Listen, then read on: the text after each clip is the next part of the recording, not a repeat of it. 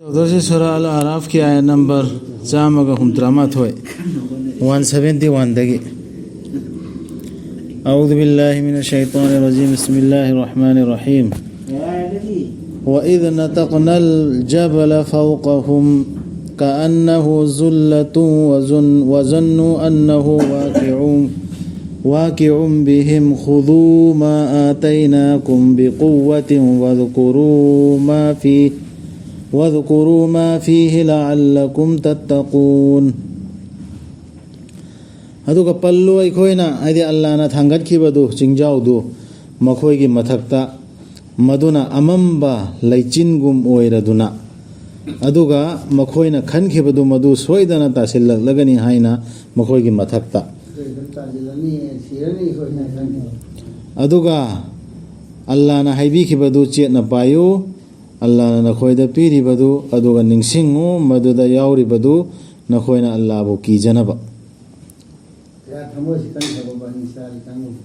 hoida changeng tau heba pot oina no je kan nannas tena hoi thajal din nannas sirda ni ai mo da tamine ba aduda bom hoisi adu mena chetna sinna kheba pot amne ba Allah na Musa alayhi salam da pikribdo aduga liyo lauthora khibaduda nangirapna adamgi macha singdagi makhoigi khwang singdagi makhoigi macha sing Allah na oihanbi ki makhoi bu sakhi masa gi mathakta asumna hangbiduna aina tra na khoigi raptu sisu khanghalona Allah gi rasul da hairi salo khini he ai makhoi da khanghalona aisina hoi rabna trana ekhoi da loina hang hawra me bada adu nising bala interna bisi ningsing halla me se ekhoi da hoji makhoi na khumlammi hoi ekhoi sakhi oi jare tummi nang na rabni ekhoi da asem bani khumam me ba yare ne ekhoi haira mammi ada ekhoi san sakhi oi adu seda khan thabe abam se yauri ekhoi heda kalma la ilan pratham chama pu Allah hak dane hazrat Muhammad sallallahu alaihi wasallam lage rasulni ana jindagi lole ne hujuk khumme yare ena Quran sisu yare lagi ne hairaga yagadra ne ada so hairan me dudi nang ne khoi rapti ana adu haibatana yaro ya hujik nong dagum nangadai tawraga sichena paiwan pahin khrise adu gi du pai da yaro ya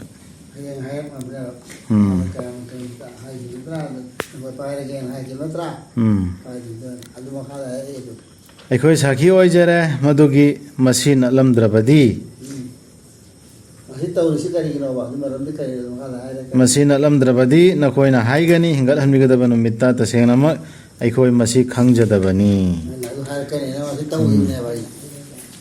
sebdo nakoi sebdo amatung da sebdo aga nakoi si ai si mapu natra si masa khangang khibne ba nakoi tawai nakoi si yare hai khibne ba nabi starai chine ni sinna ba kaubra bi yaro nabi thara iya ba hayeng hai ba hayeng epangam natraga nakhoina haiba yai sisu haibi yai ba sumnagi ekhoi ipa sing dutana shirik tawrambani ama mangda aduga ekhoi di oirubatani makhoi gi macha sing makhoi gi tungda ekhoi shirik tawbana te aduna moi macha sing oiruja ekhoi matham makang tu moi tawdum tawbani ana hayeng kam ku tu sai ya adu araktanamne aduna nangna manghan bigadawri bra ikhoibu minam soriba singduna tawrambadugi ipa ipu singdurani chairisi ko adu minamba singduna tawrambada ikhoisu sum chathadra moi mitaw tamdra soirure adugi raba ikhoida ikhoi mataw tamutani ikhoi mataw moi mataw tamutani adugi pi mai kamaidan di phangdorba si haine ya bante sai daitane aduni si habi aro habi loina mi si masam sai dai toy dor si adugi dalil ni si tongan ne ba asumna Allah na suwaina sandok pi bani ayat singbo makhoina hanjarakna ba achumbada si sangdokna ta isi yam sandokna sengna ta isi garigeno hanjilakna ba achumbada onchilakna ba thi thau makhoida paudu o Muhammad sallallahu alaihi wasallam mahak adugi Allah na pikhiba mangonda ikhogi ayasing adubu mana lapthoki makhoi dudagi ꯑꯗꯨꯝ ꯃꯤꯗꯨꯒꯤ ꯄꯥꯎꯗꯨꯁꯨ ꯍꯥꯏꯊꯧꯕ ꯃꯈꯣꯏꯗ ꯑꯗꯨꯅ ꯃꯥꯕꯨ ꯇꯥꯟꯅꯈꯤ ꯁꯩꯇꯥꯟꯅ ꯑꯗꯨꯗꯒꯤ ꯃꯥ ꯑꯣꯏꯈ꯭ꯔꯦ ꯂꯝꯕꯤ ꯁꯦꯔꯥꯟꯅꯔꯕꯁꯤꯡꯒꯤ ꯃꯅꯨꯡꯗꯒꯤ ꯑꯃ ꯑꯗꯨꯝꯕ ꯃꯤꯗꯨꯒꯤ ꯄꯥꯎꯁꯨ ꯑꯃꯨꯛ ꯐꯪꯍꯜꯂꯣꯕ ꯀꯅꯥꯒꯨꯝꯕ ꯃꯤ ꯑꯃꯗ ꯑꯜꯂꯥꯍꯒꯤ ꯑꯥꯌꯥꯠꯁꯤ ꯌꯧꯍꯜꯂꯦ ꯌꯧꯔꯛꯄꯀꯥꯟꯗ ꯃꯥꯅ ꯑꯥꯌꯥꯠꯇꯨꯗꯩ ꯂꯥꯞꯊꯣꯛꯄꯗꯒꯤ ꯁꯩꯇꯥꯟꯅ ꯇꯥꯟꯅꯗꯅ ꯂꯝꯃꯥꯡꯅꯈꯤꯕ ꯃꯤꯗꯨ ꯑꯗꯨ ꯀꯨꯔꯥꯟꯁꯤꯗꯩ ꯂꯥꯞꯅ ꯂꯩꯔꯤꯕ ꯀꯨꯔꯥꯟꯁꯤ ꯁꯨꯄꯥ ꯄꯥꯗꯕ ꯃꯤꯗꯨꯕꯨ ꯀꯔꯝꯍꯥꯏꯅ ꯒꯥꯏꯗ ꯇꯧꯔꯝꯗꯣꯔꯤꯃꯣ ꯁꯤ ꯉꯛꯑꯦꯕ ꯀꯨꯔꯥꯟ ꯁꯨꯈꯪ ꯈꯪꯗ ꯁꯨꯄꯥꯁꯨ ꯄꯥꯗꯕ ꯃꯤꯅ ꯍꯥꯏꯔꯒ ꯑꯗꯨꯝ ꯍꯣꯏ ꯍꯣꯏꯅ ꯆꯠꯄ ꯃꯌꯥꯝ ꯂꯩꯔꯤꯗꯅ ꯑꯩꯈꯣꯏ ꯃꯔꯛꯇ ꯑꯜꯂꯥꯍꯅ ꯇꯧꯒꯦ ꯅꯤꯡꯕꯤꯔꯝꯂꯕꯗꯤ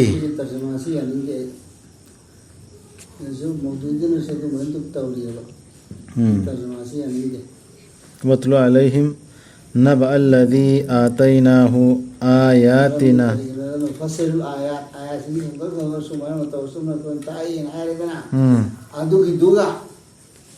أمك أتوب سنتسمنا ولا علهم يرجعون إن ذا نهارنا هايش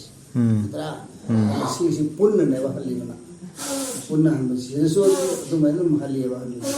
کرمان حلی ہم نشانیاں واضح طور پر پیش کرتے ہیں نہارنا تو اور اس لیے کرتے ہیں تو وہ ایلیمنٹ اور جماعتی اور اس لیے کرتے ہیں کہ یہ لوگ پلٹ آئے سیدھی کھلی آنے سندونا تا اسی کری گینو اب مرم دی مہو ہنجل لگ نم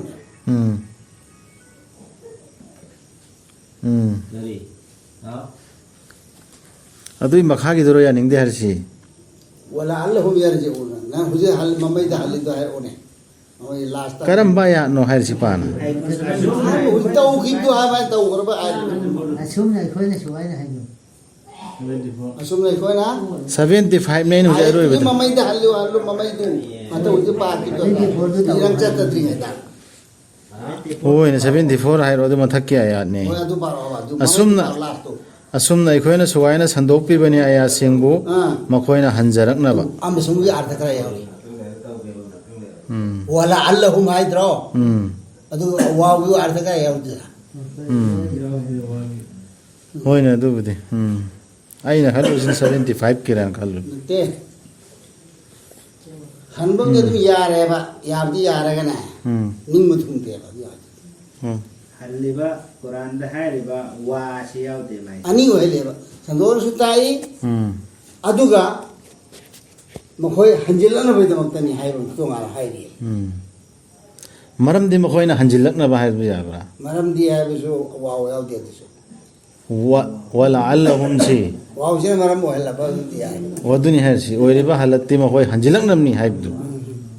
ꯍꯜꯂꯛꯇ ꯋꯥꯍꯩꯗ ꯁꯦꯟꯇꯦꯟꯁꯇꯨ ꯑꯥꯔꯊꯗꯨ ꯐꯖꯗꯦ ꯍꯥꯏꯕꯅꯤ ꯌꯥꯔꯦꯁꯦ ꯊꯤ ꯊꯧ ꯃꯈꯣꯏꯗ ꯄꯥꯎꯗꯨ ꯑꯣ ꯃꯨꯍꯝꯃꯗ ꯁꯜꯂꯜꯂꯥꯍꯨ ꯑꯂꯩꯍꯤ ꯋꯁꯜꯂꯝ ꯃꯍꯥꯛ ꯑꯗꯨꯒꯤ ꯑꯗꯨꯝꯕ ꯃꯍꯥꯛ ꯑꯗꯨꯒꯤ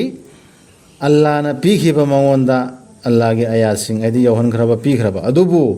ꯃꯥꯅ ꯂꯥꯞꯊꯣꯛꯈꯤ ꯃꯈꯣꯏꯗꯨꯗꯒꯤ ꯑꯌꯥꯠꯁꯤꯡꯗꯨꯗꯒꯤ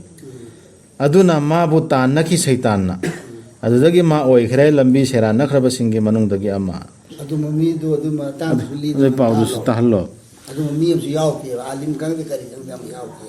ꯀꯨꯔꯥꯟꯗꯒꯤ ꯂꯥꯞꯊꯣꯛꯑꯗꯤ ꯀꯨꯔꯥꯟ ꯑꯌꯥꯠꯇꯨꯗꯒꯤ ꯂꯥꯞꯊꯣꯛꯑꯗꯤ ꯃꯥꯁꯤ ꯁꯩꯇꯥꯟꯅ ꯇꯥꯟꯅꯔꯅꯦꯕ ꯁꯩꯇꯥꯟ ꯍꯥꯏꯔꯤꯁꯤ ꯃꯥꯅ ꯑꯎꯕ ꯁꯩꯇꯥꯟ ꯑꯣꯏꯕ ꯌꯥꯏ ꯎꯗꯕ ꯁꯩꯇꯥꯟ ꯑꯣꯏꯕ ꯌꯥꯏ ꯃꯌꯥꯝ ꯇꯥꯟꯅꯒꯗꯧꯕ ꯅꯠꯇ꯭ꯔꯣ ꯁꯤꯅ ꯆꯨꯝꯕꯅꯤ ꯁꯤ ꯆꯠꯀꯗꯕꯅꯤ ꯁꯤ ꯇꯧꯒꯗꯕꯅꯦꯅ ꯑꯩꯈꯣꯏꯗ ꯇꯥꯟꯅꯔꯤꯁꯤꯅꯤ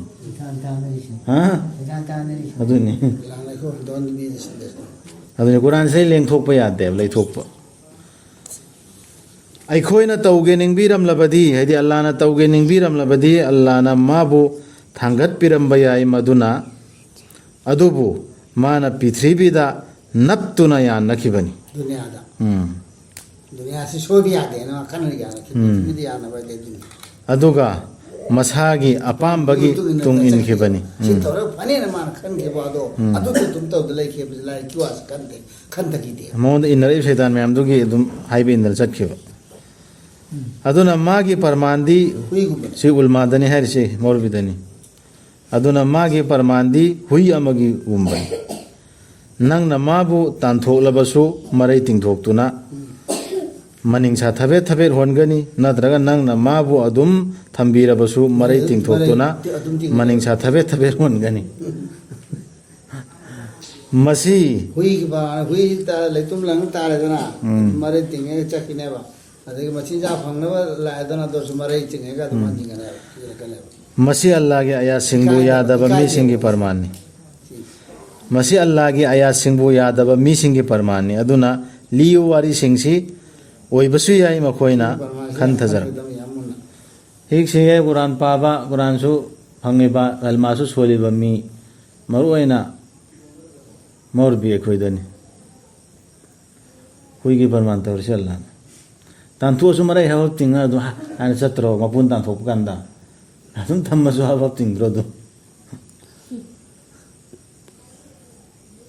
याम किनियाइनी हाइदे माना कुरान दु सिजिनदबा माई मपुनसिदा मसादा कुरान की आयतुना फॉलो सुतो दबा अदुगा कुरान दु गी करीदा नामादा दुनिया दु कुरान की मिंग दुनिया दु लौना थोना नपचिन दुनिया कुरान की मिंग खाइब खोब लोई यावर कयाद फटखिद्रब परमानो अल्लाह की आया सिंगबो यादब मी सिंगी अमदी मसादा अरानब तौजब सिंगी मसादने मान तौरी मसादने मा दुनी ना तर अल्लाह ना लमजिंग बिरबदु महाक तुनी लमजिंग फंगलब हाइबदु अदुगा अल्लाह ना लंगफैना हनखिरबदु मखोइदुनी मांगजरब सिंह हाइबदु सिगे पोसिने भाइदे कुरान दगी लाभ ख्रमीदो अल्लाह ना थैदो ख्रमी नत्रो कुरान दे लाभ लैदु अल्लाह ना लमजिंग बिगेन थारा इखुलाई सि कुरान सिनेबा सिदै लाभ मिदु लमजिंग द्रे करम पोना नो बमा लमजिंग दौरसी दिन दनत्र धर्म दनत्र दुनिया दसु सोयदनमक अखोइना हाइदे अल्लाह ना सेमख्रबनी जहन्नम गिदमक कयामा जिन अमसुंग मिओइबदगी किगदमिसि मीदगिसु जिंदगिसु जहन्नम गिदमक अल्लाह ना मैम सेमख्रे मखोइगी याउबनी थमोइसिंग अदुना खंगबा हाइबदुदी ओइद्रबा ब्रेन दिया वो खंदे खंदे थमोइदि यावेबा अदुगा अदुइदुनने खंगबो ओइद्रबा मखोइगी पानबनी ममिसिंग मधुना उबदी ngamdraba मम पारन खिदम तेमन जो पारिनेबा मम्मी सु पाली मम्मी तुना पासु पारी है कुरान सी अल्लाह के आयात सी उसु उरी है बा अदु ngamdreba उबा यम साथी बपोनी सी मखोइगी लैबनी मना सिंग मधुना ताबदी ngamdraba मा पाबा हितरसु कई तो ngamदरसु तारी है बा कुरान के आयात ने से है सी तारी है अदु सु खंथदे ता बुसमान लैथोक्तर चल मखोइदु सासिंगी पांखकनी नत्ते मखोइदु दगी फाउ हेन लंफैना खरबन सादे भवन साथीदा मखोइदुनी नाचुंगदब सिंह हाइबदु मा सयु नता कोसी सी मा जी खंगे जावल तौदब सी खंगा अमल तौदब मा सिंगुनी चाहिरिसी